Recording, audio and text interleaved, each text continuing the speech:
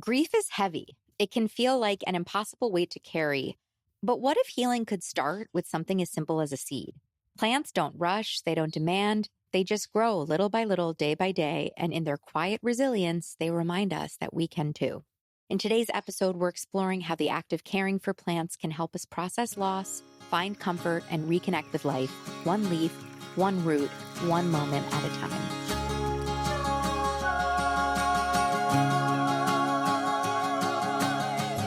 Welcome to the Growing Joy with Plants podcast, where we not only learn how to care for plants successfully, but how to simply and affordably use our plant babies to cultivate more joy in our lives by doing so. I'm Maria, former plant killer turned happy plant lady, author of Growing Joy, the Plant Lover's Guide to Cultivating Happiness, speaker, podcaster, and most importantly, your new best plant friend.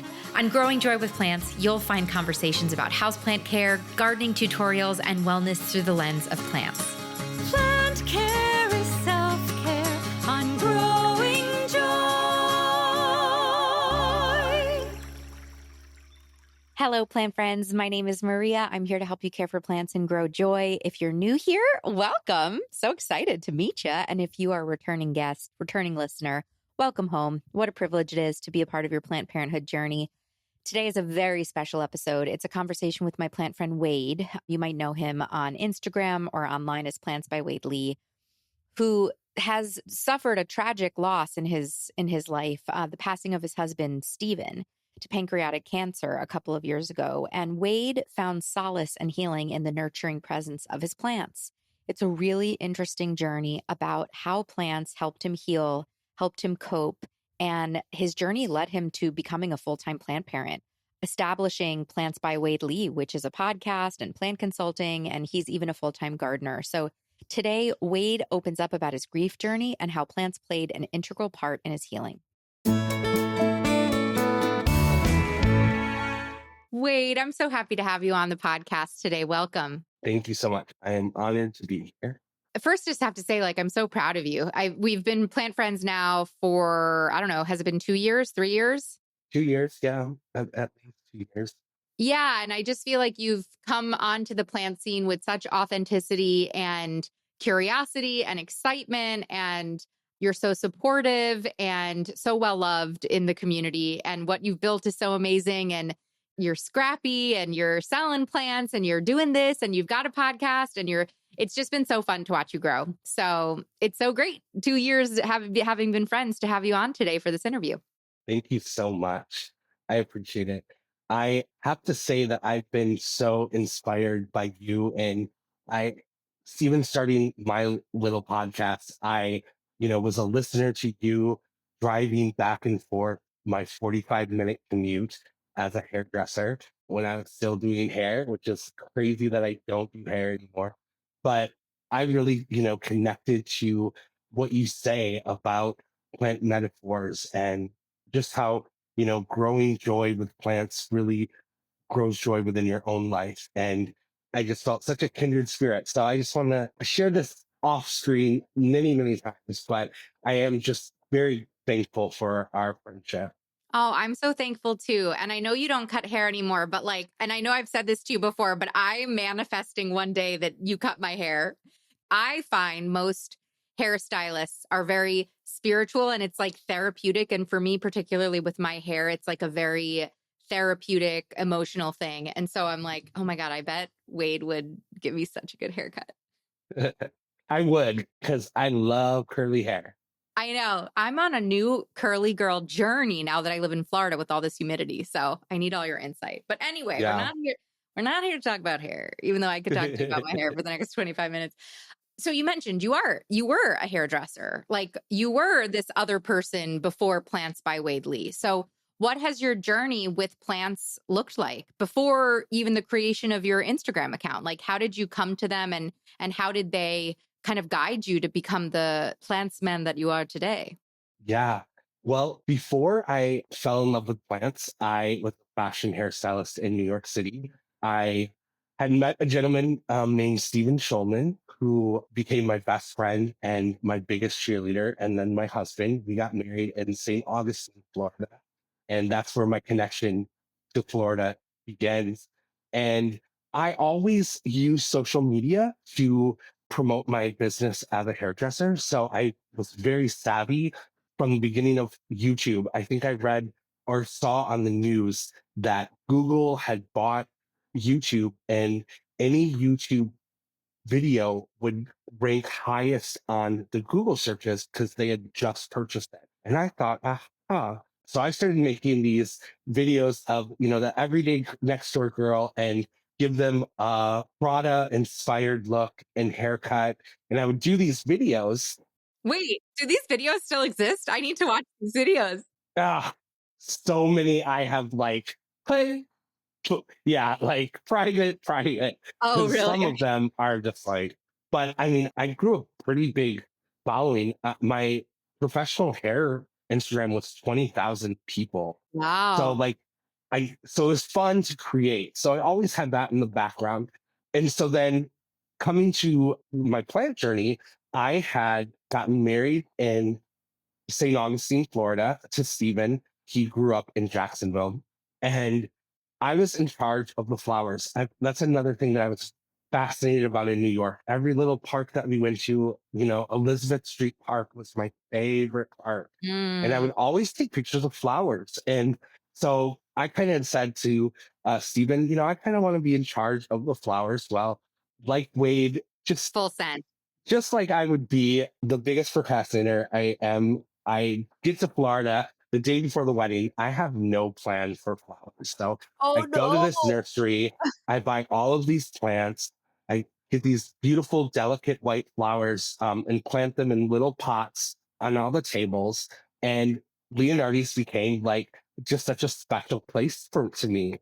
So I always remembered that nursery. And, it's a Florida nursery. So it's a complete jungle and it's uh Mm. and not even curated. I don't think. I just There's so many plants that it just looks like such an amazing jungle space. So Stephen and I go back to New York and hustle, hustle, hustle. I'm doing the Met Gala, and I just done Italian Vogue, the cover of beauty piece for Italian Vogue, and Stephen started complaining about a pain in his stomach, and I was just like, we went to emergency room after emergency room, and they were like, "You're dehydrated. You have kidney stones."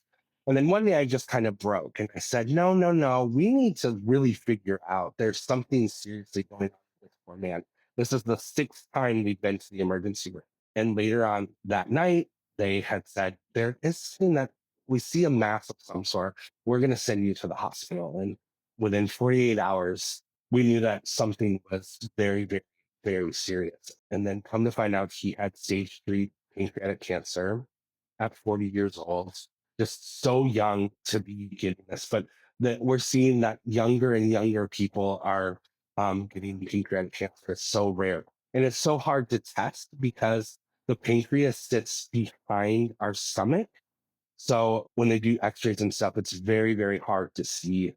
So fast forward, I'm a full-time caregiver as well as trying to do fashion and hair. And then the pandemic hits and everything is just turned upside down.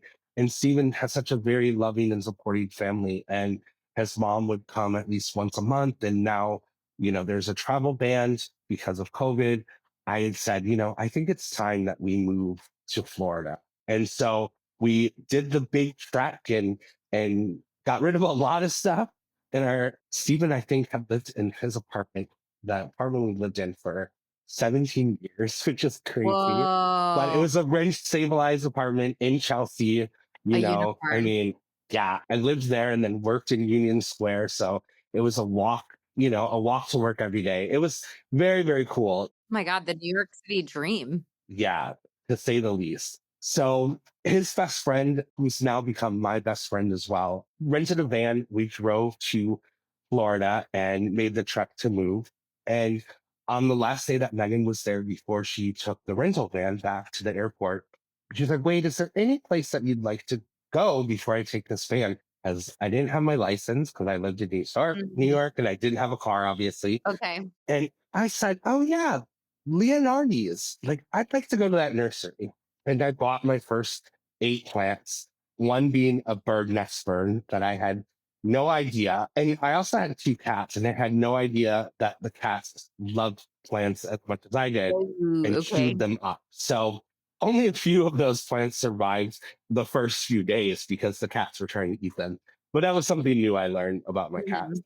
But those eight plants quickly became, 100, 150. And as Stephen was actively dying, they really became my lifeline. And we would have special moments where even his weak, fragile body, he'd walk out there and just sit with me with the plants. It was just such a special thing. And while Stephen, cancer is such it flips your life upside down, and you are spending numerous nights in the hospital, and you see no light in the distance because you know that, and so many times that with something as severe as this, that the end result is your life's going to be taken away at some point. So to ease that pain and the reality of that, I would do little craft projects, and I would get terracotta pots, and me and Steven would like spend hours painting these pots. So it was such a special remembrance and honor of like still sitting in that garden after Stevie passed away, that all of those pots, and I still have many of those pots in my plant collection, and shared them with other family and friends because I didn't know at the moment how much these beautifully painted pots would mean to me.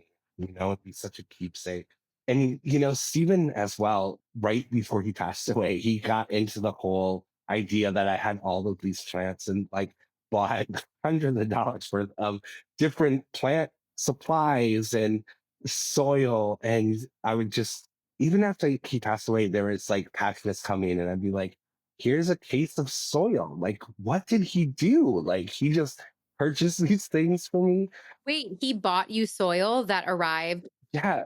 after he had passed? Well, it arrived at, yeah, like the week before he passed away, he was just wanting to buy everyone gifts. And I was helping him too. But I didn't know, like, I don't know if anyone helped him or if he was just doing it out of what he could even comprehend. But yeah, all the plant stands, he bought me like a whole set of like beautifully wood plant stands, and it was insane. Little planters. He bought me a planter that I have somewhere. Oh, I don't have a plant in it, but let me just get it real quick. But he said, you could keep my glasses on here. So I've had his glasses on here for so long, but he even wrote in the back of this, I don't know what he meant, but it says, I love you. Oh my God, the line is all the way back to the Chuck E. Cheese. So bless his heart. So for those I listening, there's nothing that I knew that was significant with Chuck E. Cheese with him, but that's what I mean. Like he was so, so sick, and just when you're taking that kind of medication to ease the pain, you're just not really there. But he was enough there to show me so much love and commitment, even after. for those listening who haven't seen, Wade is showing a planter that has a nose and eyes on it, and the nose can have glasses on it. So that planter he got you, you keep his glasses on. What a special guy. Yeah.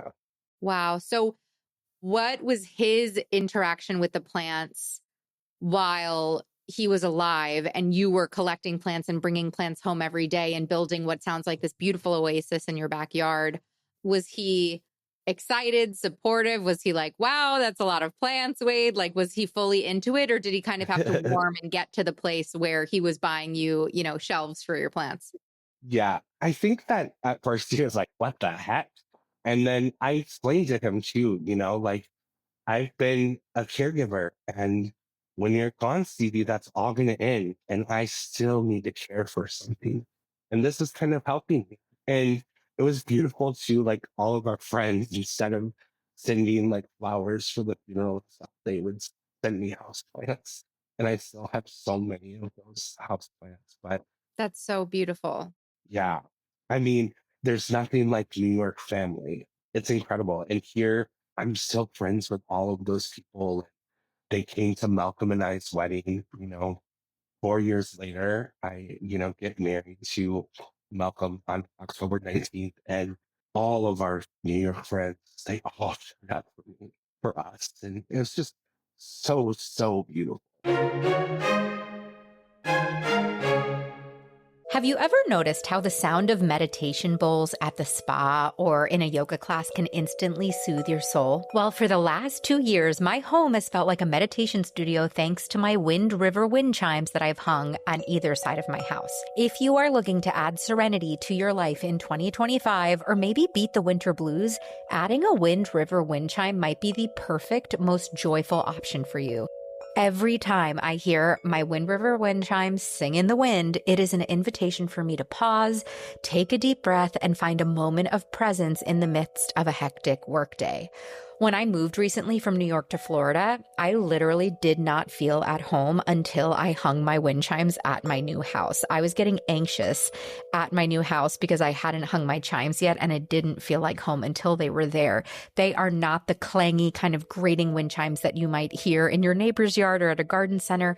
Wind River wind chimes are the highest quality I've seen on the market. They're carefully tuned, beautifully designed. They come in a variety of colors, shapes, sizes, and sounds, and they make incredibly thoughtful gifts because you can actually engrave the wind sail with a special date or message, and you get a free engraving because you were a listener of Growing Joy with Plants. So beat the winter blues, explore the collection of wind chimes at windriverchimes.com, and use the code Growing Joy at checkout for a free engraving to add that special, unique touch to your wind chime. You will not regret it. That's windriverchimes.com. Use code Growing Joy at checkout.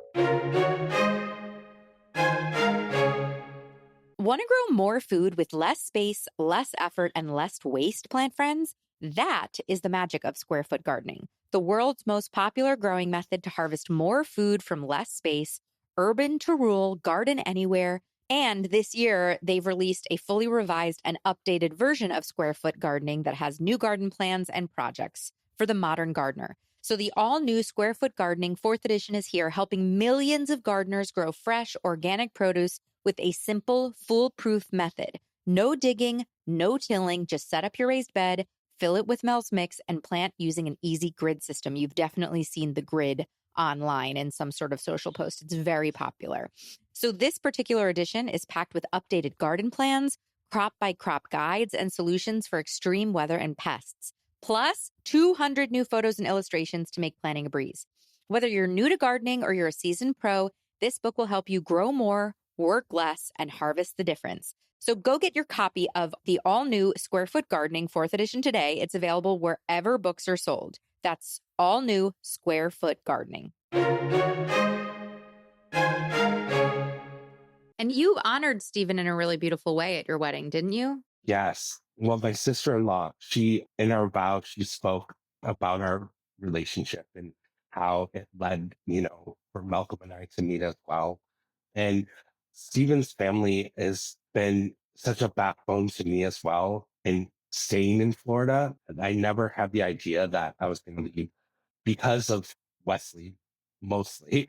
He's he will be 18. But our little nephew, and back then was 14 years old, and at the funeral, wrapped his arms around me and said, "Uncle Wade, I want you to know that he will never be alone. We will always be family." And growing up gay in rural Wisconsin was really tough for me. And like family, I felt was so important. And they all kind of turned their back on me when I came out. I came out at a very young age, and I never experienced family, not like this. And so I knew that I needed to be in Wesley's life and Laura, that's Steven's mom and Steven's sister, Meredith. I knew it was important, not just for them, but for me as well. And the relationship that we have now, I mean, it was a year after Stevie passed, and I said, well, I've been hiking and going to all these botanical gardens with this fella named Malcolm. And, they were all from the beginning. well, we want to meet him. If, he makes you happy. And from the get go, they were just open arms and they knew, they say to me all the time too. They're like, Stevie brought Malcolm into your life. Like, and all of Steven's friends are like, they would be best friends if, you Mm-hmm. know, Mm-hmm. if Stevie and them and Malcolm knew each other, and I think that's very true. They're very kind people that are very similar in so many ways, but very different as well. But yeah, so it's been a beautiful journey, which is so weird to say because there is a heartbreak but yeah, and it's funny because I know Stephen has orchestrated so many of these beautiful moments with plants because it will always be the beginning of the end of our beautiful relationship. And there's one moment that I had that picture, had the planter that Steven bought me, the one with that the gloss was on. And I had taken this beautiful picture of my setup and used that as a banner. And there it was, just like thinking like, wow, what a crazy, like, here I am at a plant market selling plants and this is life. And I turned around and I looked at the banner and I totally did not see it when I picked it out. But there that planter was with Stevie's glasses on, with this beautiful calathea growing out of it. And it was just, again, like one of those winks that was like, oh, that's him telling me that he's definitely here and a part of this journey still. Moving to Jacksonville, like when I first said that we moved to St. Augustine, I was always like, when we visited, I was like, oh, I don't want to go to Jacksonville. It's such a big city. And so now, like, be living in Jacksonville and working in Riverside, where we would always talk about going when we were here visiting. It's insane. I can't believe that this has been the journey for me. But yeah, it's unfolded quickly. Yeah. Wow. There's so much here. Number one, thank you for sharing your story. Thank you for your vulnerability and your honesty. You are so special. You are such a special person. It's unbelievable. And of course, someone with such a beautiful heart falls in love with plants, right? Like, of course, it just all makes so much sense to me. It's interesting when we talk about connecting with people who have passed. You and I are both very spiritual and we connect privately about our belief in the universe and our, little witchy practices that we love. But I mean, I deeply agree with you that the dead are here and they're guiding us. And when you have a loss, they're still part of your story because they're on the other side moving things around for you. And it's almost similar, like the practice of connecting to people who are on the other side is almost very similar to the practice of learning how to connect with plants. Like I say, tuning to the frequency of plants in order to understand and be receptive of, do you need water? What do you need? How can I take care of you? There's a level of belief that you have to subscribe to be able to try and communicate with this plant that can't speak English, that can't bark at you or tweet at you or scream at you like a baby. There's a similar tuning to the frequency of people who are beyond the veil, people who have passed on but are still guiding us. And it's whether or not you want to turn that channel on, whether you want to flip that switch so that you can be open to receiving these beautiful messages like nature gives to us. And it also sounds like Stephen has given to you. I mean, that story of you having that aha moment, turning around, and him and his glasses are part of the banner that represents your business that you created from this period of life. I mean, gosh, like the phrase turning graves into gardens is so true here. I mean, literally, that's a figure of speech, but you literally have turned this incredibly dark period of your life into this unbelievable new life that you've built for yourself that is centered around plants. It's awe inspiring. Yeah, and it's telling too. I mean, I remember trying hustle, hustle, hustle in New York, and Stephen would be like, "You don't need to hustle so much. Magic, you're magical. Magic happens." Mm, And I've always believed that. I've always, like you said, been in tune with the spiritual side. And I think about that too, like in my life now as a 26-year hairdresser, veteran hairdresser. And like I said, I got married on October 19th at these beautiful gardens at the Cummer Museum in Jacksonville, Cummer Museum of Art and Gardens. And I strategically planned on growing all the tropicals in our backyard Mhm. garden and cut them to be in displays on all of the 16 tables. They looked And insane. it was insane. It was so beautiful, and I was so proud and happy, and it was just and I remember that morning just thinking like these were really grown for love. Like this is just it was my heart's gift to not just me, for me, but for Malcolm and my friends and family. So I went to go pick them up on Monday morning, and there's 16 of these huge vases. So I was going back and forth, and I had seen out of the corner of my eye this lady who was down weeding in the gardens. And I had set my big pallet down and I said, "Excuse me, ma'am, how do I get a job working with you?"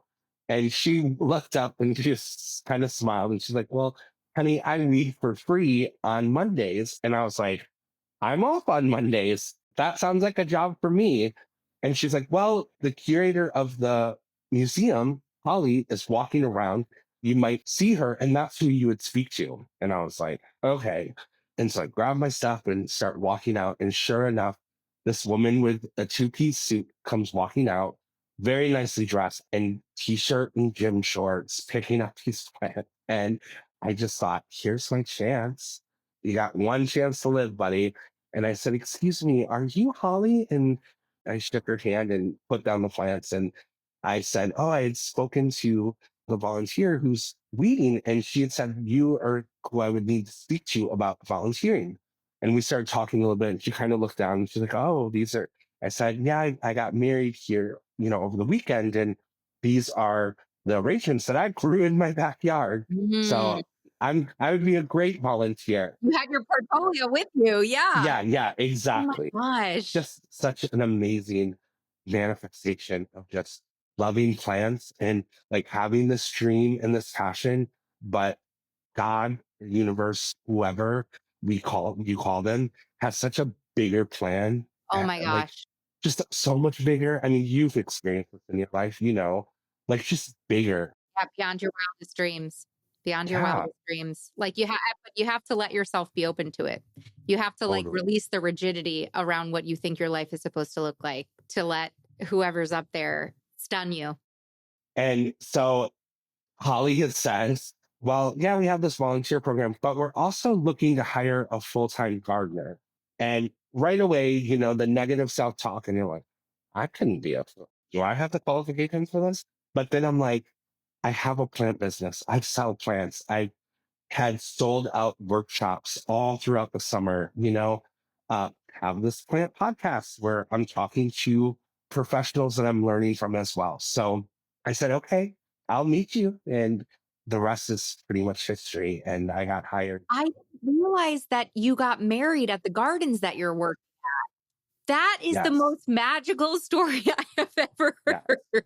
So, so when I'm calling my friends and saying, "Oh my God, I have this job at these like they were all there. They had all You know exactly what experienced you're talking the about. magic of this beautiful, beautiful place." Yeah. So, Wow. and the Whoa. gardens are historic. I mean, historic. We have the Olmsted Garden and the garden architects for Central Park, the gardens at the White House. The same men created these gardens here at the Cummer Museum. It's insane. Nina Cummer, back in the 30s or 40s, I believe, traveled to Italy and then came back to Jacksonville and had an architect create a whole Italian garden right there on the St. John's River. It's just it's insane. I pinch myself every You're morning. I glowing walk as out you talk and about get it. to Yeah. watch the sunrise over the river in these gardens. It's magical. Yeah. I want to go back for a minute and talk a little bit more about plants as your therapeutic tool. So, did your relationship with plants change before and after you lost Steven? Like, what was that like? Was there a change? Yeah. There was a change. in the mix of everything, I remember I would sit in the plant room for hours because Stevie would just be sleepy, and there would be a hospice nurse there too. So I would just sit in the plant room and just ball and just allowed myself to just be loved by the plants. And it was a very small space, but I had hundreds of plants on the wall and it was curated pretty beautifully for the small space, but it was just like a magic oasis.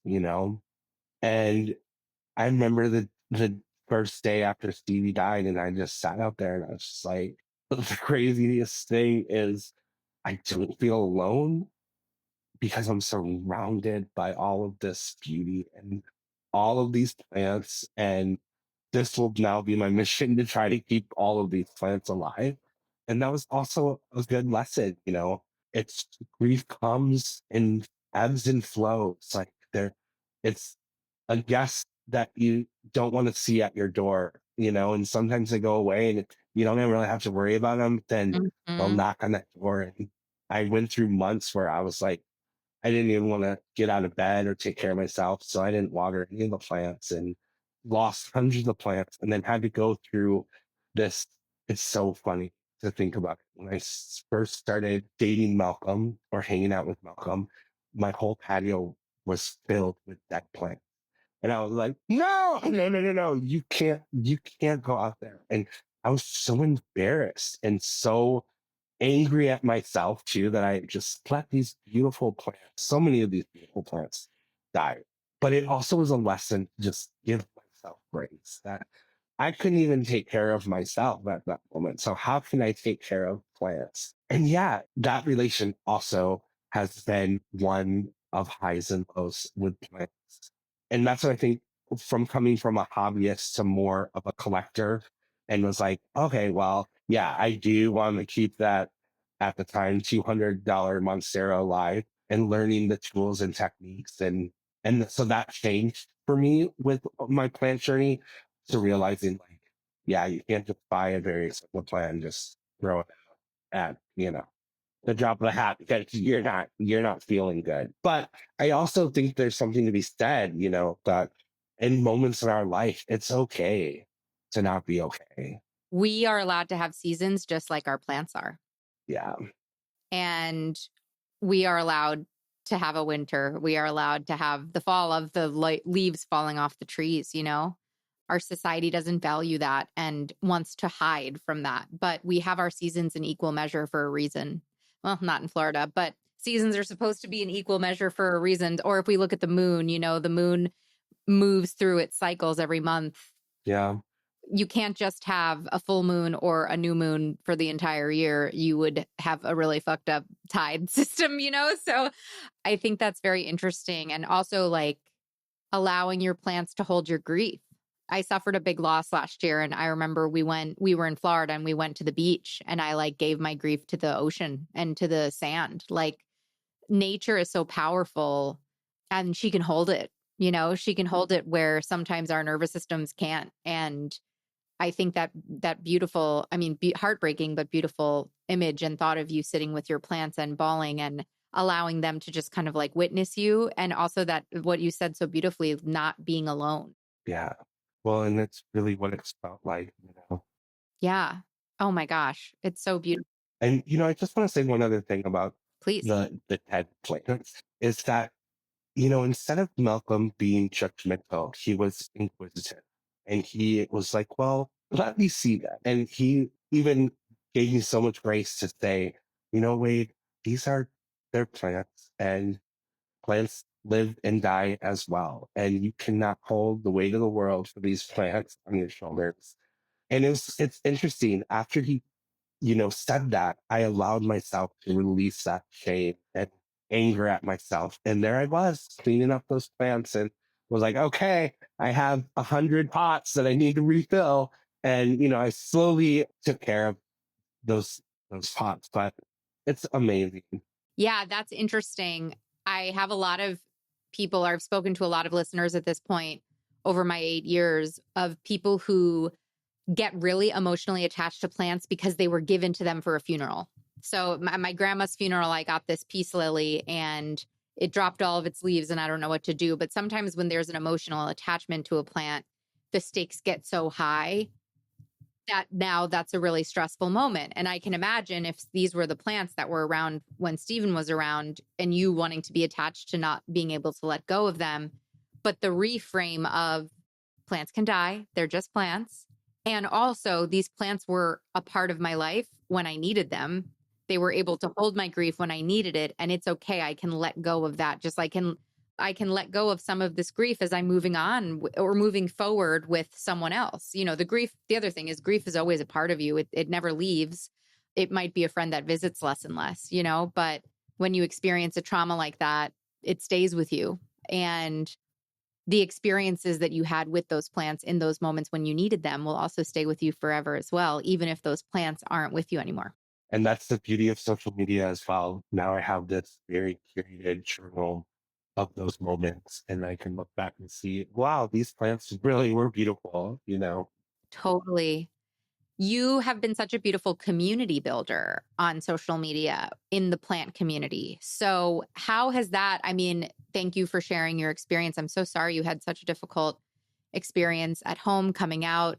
That is, I wish I could hug you. I wish I was there for that so I could have been your bodyguard or something. But family, community is obviously so important to you. You value it. You have your chosen family in New York, like you talked about. You have your family, Steve's family. You've done such a beautiful job cultivating community in the plant community. So, what has that looked like? And when did your relationships with people in the plant community start? Before or after losing Steve? A little bit before, I was starting to look up hashtags of plant things and realizing that there was this community. I Hmm. thought people used Instagram for fashion. Like, Right. And what? hair, People not use, plants. What yeah, are you talking about? yeah. I had the People same talk about experience. plants, you I had the know? same experience than you. Yeah. It was like this whole world. I like typed in hashtag houseplant and this whole world like opened up to me. And I was just like, wait, I'm not alone. I'm not a Right. total weirdo because I'm so obsessed with plants. Yeah. Well, and it's so funny because like Wesley, even back then, he's like, well, you need to get a TikTok for plants. And I'm like, TikTok for like, Right. no, I'm No, like, the Instagram is fine. And now here, you know, here we I are. think I've had my TikTok for 6 months now. And I'm like, where have I been all this time? Like, I could have really been posting on Plant Talk. But yeah, so that, social media has really helped to build that gap for other plant people who get it like I get it, like you get it, it's much more than just a hobby. And when you connect with those people, there's this spark and there's this interest. And I realized too that like, wow, I might feel a little bit alone in this space in Florida because I'm new here and I don't know anyone.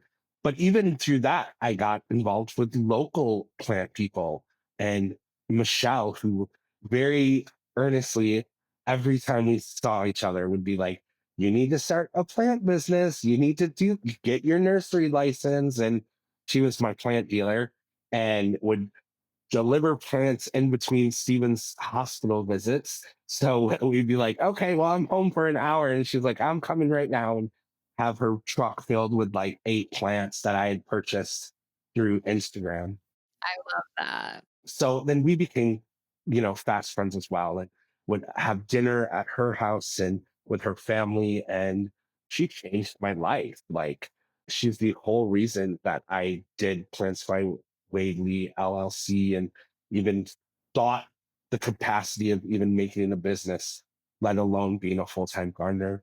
She really definitely was the segue into that world. But I'm going to PlantCon next weekend, and I'm going to be able to meet so many of these people that, like you, that we, DM'd on the side to share those special moments and what plants have meant for us in hard times. So it's going to be really fun to really connect people with people this weekend. I mean, so many, Lindsay, my friend in California, it will be so great to see her. And, this plant community is vast, but also very tight knit as well. So there's going to be hundreds of people to take pictures with and hug, Mhm. laugh. And show pictures of your plants too, and who actually care about the pictures of your plants on your phone when the people sometimes in your real life don't really care about the pictures of plants on your phone. I want to ask you one more question about grief, as for anyone who's listening here who needs help, who's in a moment of transition. You shared how you would just sit with hours with your plants. Were there any other practices that you did? I love this idea of painting pots together, of doing crafts. I love this. Are there other things that you did either with Stephen or by yourself before he passed or after he passed, like processes, habits, even maybe just like metaphors that really helped you move through that period of time? Yeah, tarot and oracle cards, I think, were a big part of my practice to just kind of open the segue to healing. In the beginning, I was like, I was a caregiver and we knew that this was going to happen. So I'm not really in pain. And that was the biggest lie, the biggest front. And it wasn't till months later that there I was. You know, and I think that's the piece of advice that I would give to someone who is in the middle of their grief. And in the moments, you sometimes just have to be in that grief and be in that moment and allow it to swallow you whole. But I think that was the beautiful thing, that I would allow myself to be in that void, but be surrounded by something. That some people use crystals and some people go to the beach. I as well would go early in the morning and just sit there with an oracle deck. And one time I remember on the beach, it was still very kind of twilighty and it was kind of dark, but you could see. And I was just sitting there listening to waves, and I had my eyes closed, and I was crying, like doing a meditation. And I felt this like, and I was like, "Ah!" And I looked down, and it is a bird on my arm sitting there. I have What? this on Instagram, yes, because like I have a video of it on Instagram. The bird literally, and I thought, okay, this is weird. He just went, like he just kind of hit me, and then the bird jumped off and just like sat there with me. And I was just like, in deep meditation, I was just like, okay, this isn't coincidence.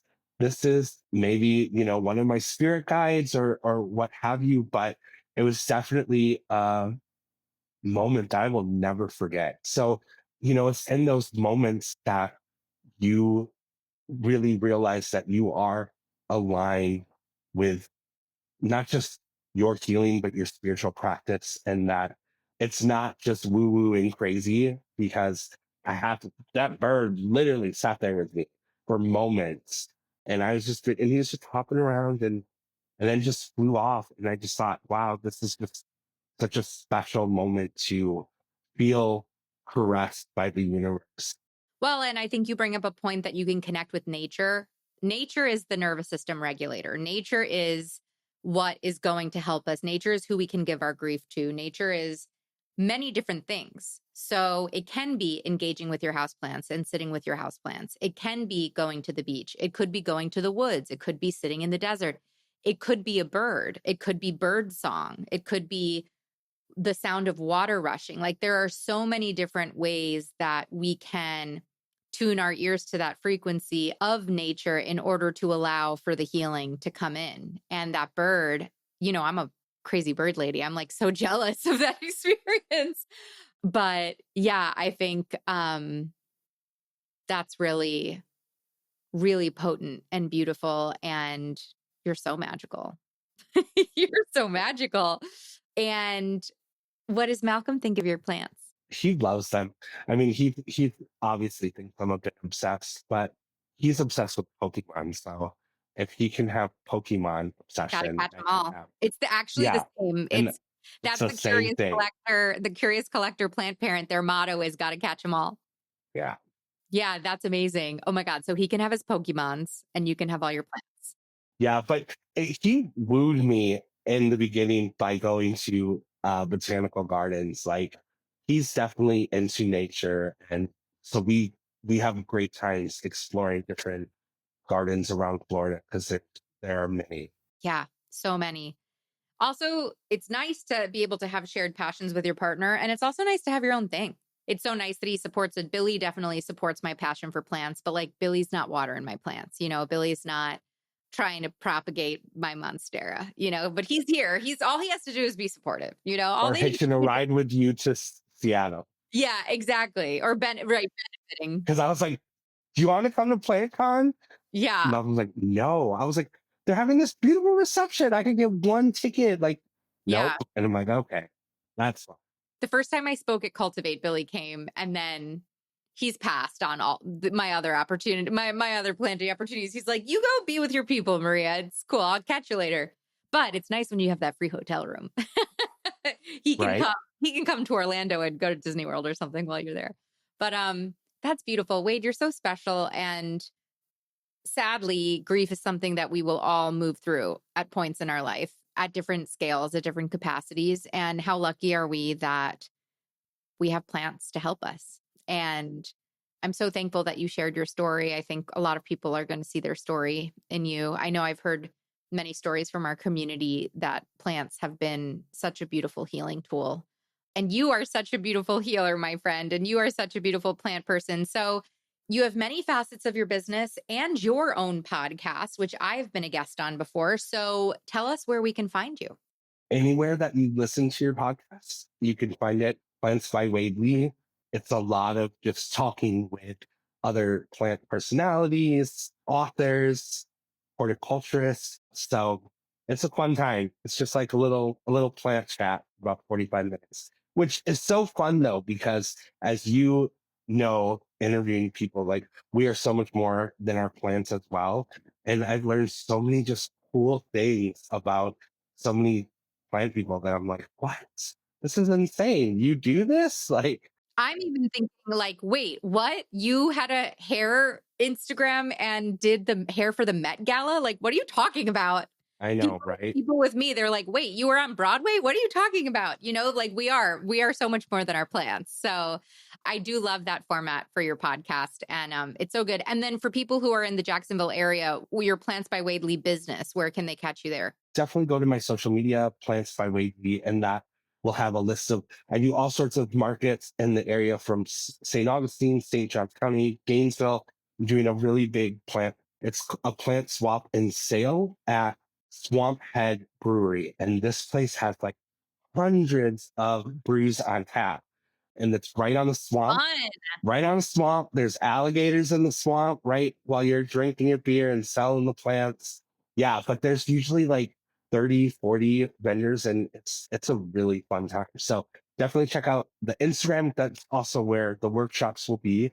And if you live in Jacksonville and you come to the Summer Museum Art and Gardens, make sure to look for me in the gardens and say hello, because I love to see fellow plant people stop in. That's amazing. I can't wait to come. I've got to trek out to Jacksonville and traipse around with you a little bit. You are so special, such a beautiful part of this community. So thankful for you. And yeah, everybody go check Wade out. All of his links are in the show notes. Thank you so much. Thank you so much for your kindness. You've been so sweet to me, and I really appreciate it, Maria. Oh, it's my pleasure. You're a real one. I could spot the real ones from a mile away, and you're one of them. So my pleasure. Awesome. Thank you again to Wade for being so vulnerable and open in this beautiful conversation. I hope that this episode finds you in a time where it is very supportive for you. Wade is such a special soul. You should go follow him. All of his links, his social, all of that is in the show notes today. I hope this episode helped, and it is, a constant reminder of how plants are so much more than a hobby. They're so much more than a visual aesthetic in a home. They are a wellness tool. They are an opportunity for self-care. And Wade is a great example of that. So until next time, my sweet plant friends, keep growing joy. Plant friend, thank you for tuning in today. It means so much to me that I get to be part of your planty journey. If you like what you heard, make sure you're subscribed to the show so you never miss an episode. We have so many incredible interviews and solo episodes on incredible houseplant and gardening topics that you will not want to miss this year. And while you're over there in the podcast player subscribing, why don't you click over to the review section of Growing Joy with Plants and leave us a review. Reviews are tremendously helpful for the growth of the podcast, so thanks in advance.